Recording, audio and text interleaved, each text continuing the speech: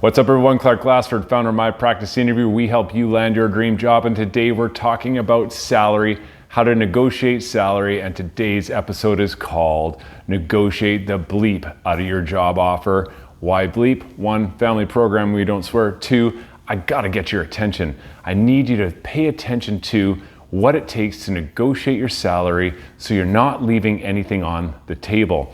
I find there's 2 types of people out there. When they get to the end of that recruitment process, they get that job offer in front of them, there's 2 types of people. There's the one who think, I can't go back with asking for more, that's gonna seem greedy, maybe I'm gonna come across as a little confrontational, I can't do it, I'm just gonna accept the offer. The other type is the one who's like, whoa, this is too low for me, I'm walking, I'm out of here, see you later, this is no good, I don't wanna work for this company because this is insulting. Please, if that describes either of you, any of you out there, if you fall into any of either of those categories, stop and just listen to the rest of this video here, because there is always ways to try and increase the amount of money or perks and benefits that can be offered on the table, and you have to be prepared to come back with a counter offer. Now, for a lot of you out there, you don't know what happens on the employer's side. So when an employer is making a job offer to you,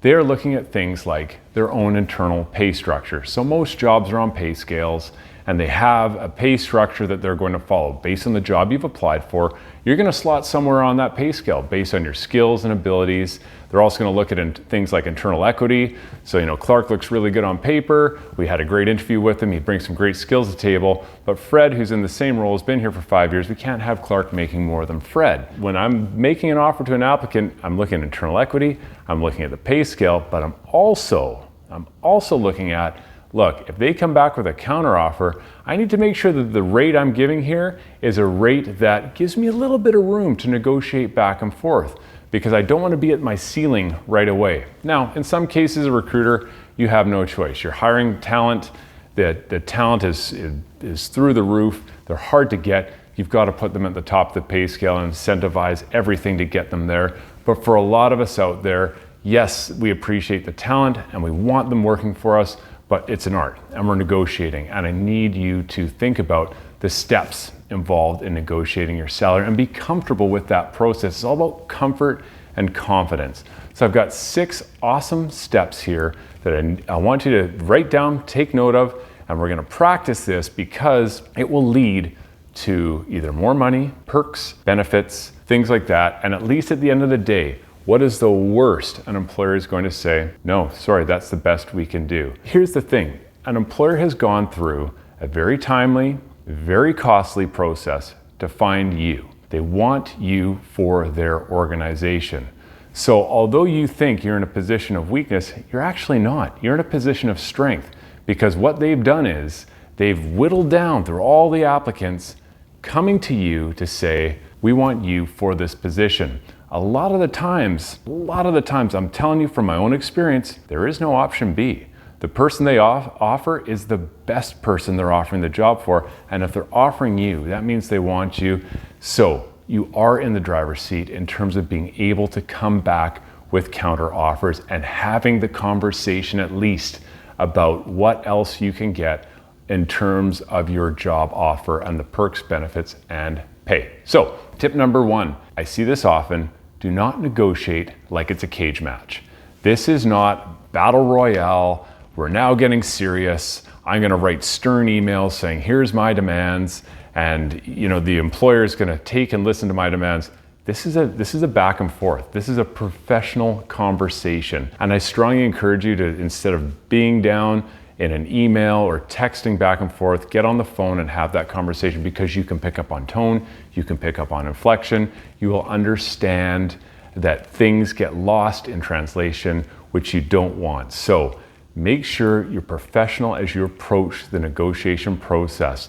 They don't hate you, you don't hate them. At the end of the day, you're building a positive relationship here. So it's about having positive professional conversations. The salary that is offered, is typically not the best offer on the table. Now, granted, there are companies that, and for certain roles, that you slot in and you start at the base rate and you work your way up. for sure. And if that describes the type of position you fall into, there's probably not a lot of room to negotiate. But for a lot of positions, the salary that offered is usually not the best offer. Now here's the thing. A recent study was done, and for all of you out there who do not negotiate your salary for every job that you go through throughout life, they calculated, check this out, they calculated that you're leaving between $500,000 to $1 million on the table throughout your working career by not negotiating salary. That is a huge sum of money. And typically the first job, the biggest salary increases that you get are when you move from one organization to the other. So that's how important it is for you to start negotiating salary and understanding that the first offer is usually not the best offer. So think about that and make sure that you have an idea of what amount you're looking for. Now, that falls right into the next point here.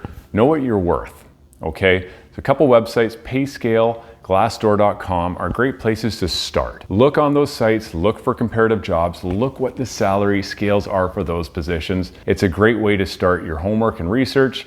Next, look on LinkedIn. Reach out to people within your network. You know, what does pay look like? What would a comparable pay band be for this type of role? You need to understand your worth before you go. And you can't negotiate by saying, look, I want X amount of dollars, and it's really outside of the margins of what a job within that industry and within that profession would ever garner. So make sure you know what you're worth. The next thing is never mention money first. So a lot of times employers like to do this, like to say, gee, Clark, what range of pay are you looking for? What is your optimal pay for this type of position? Now that puts you in the position of having to answer back with a set number. For a lot of us, that number ends up being devalued because a lot of us come in and say, look, we're a little hesitant here, so I don't want to come across that I'm looking over the top, looking for too much.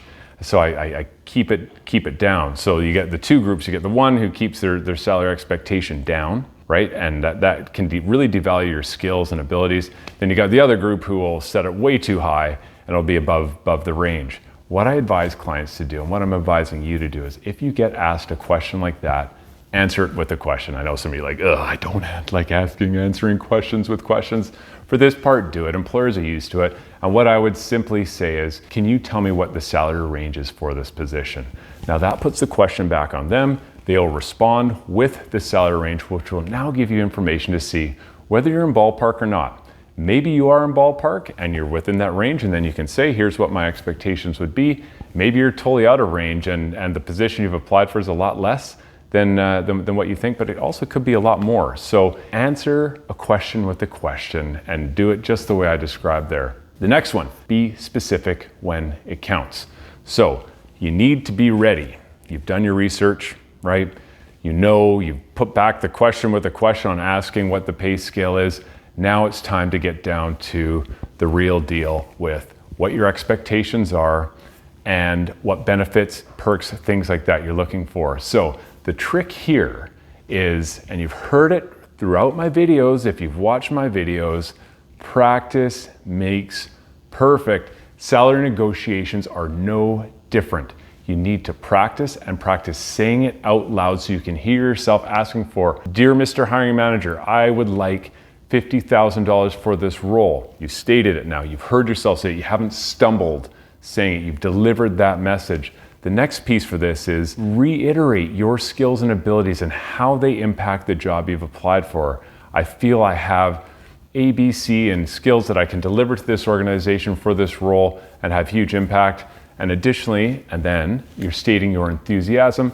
I'm really excited for the company. I'm excited to be here, and I feel that this amount of money is appropriate for the role I've applied for. That is how you practice. So write yourself a script, practice saying it out loud. When you get to that stage of having that conversation, you're ready for it. You're not stumbling, you're not shy, you're confident. And it's that script, it's that preparation that will help you every step of the way. Last one here is sometimes we get to the point where, you know what, the salary is what it is. And the employer can only offer so much. They've gone through all their considerations, they've got their budget, here's what it is. Well, maybe there's some perks you can ask for as well. So make sure that you're considering the perks, and in a job offer, you should have salary, benefits, and additional perks. Those should all be outlined. So if they can increase on salary, see what they can do on the perk side. Can they add in a gym membership? Can they increase certain benefit entitlements? Are you looking for education and tuition, things like that? Is there a profit sharing program? Are there additional bonuses that you can be involved in for that job offer? Those are things that you need to negotiate as part of your negotiating salary process. Really, really key that you do that. And at the end of the day here, whatever you negotiate, get it in writing. Doesn't count over the phone, doesn't count in text messages. You want a nice written contract. And so most employers do that, of course, but if some don't, please get that in writing. Make sure it's signed off on and you're good to go. So that's how you negotiate salary. There's those 6 steps there. Please take the time to go through those. Make sure you understand your worth, make sure you prepare, and make sure you deliver with confidence, and always, always negotiate. So I hope you've enjoyed the video. Like always, please share, comment, like. I will respond to all comments. In the links below, you're gonna see the My Practice Interview ebook, quick step-by-step approach to how you prepare for your job interview with actual practice interview templates at the end of the book that you can practice in your preparation.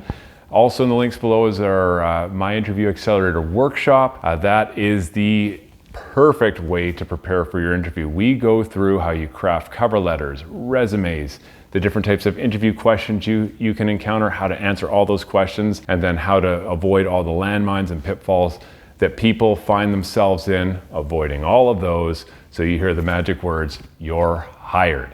So once again, thank you very much for watching the video. And like I always say, happy interviewing.